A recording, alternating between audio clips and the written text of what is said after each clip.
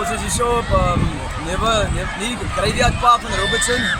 Wonderlike atmosfeer, great dag gewees by rugby. Ek dink Roses wou net aan die einde meer gehad het. Ons was goed composed gewees, baie kalm. Die hongerte was daar om te wen. Wonderlike voorreg om weer te trek hierso. Ek dink karakter het ons op die einde van die dag deurgevat.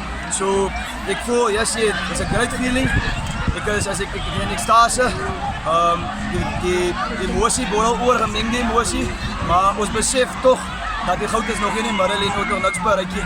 So ek hoop my manne kan nederig bly en dat ons nou volgende week se hekkie met die nodige respek sal hanteer en dan afvanaand vat.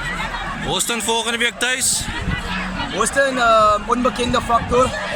Ons weet nie regtig enig iets van hulle af nie, maar ons is up for the challenge. As 'n tuiswedstryd vir ons gelukkig, so ek dink dit kan tot ons voordeel wees. Maar ons gaan Boston aanpak en hulle die respek gee wat hulle verdien, maar ons sal tog gaan en met alles wat ons het. Sterkte vorentoe te hulle. Baie dankie.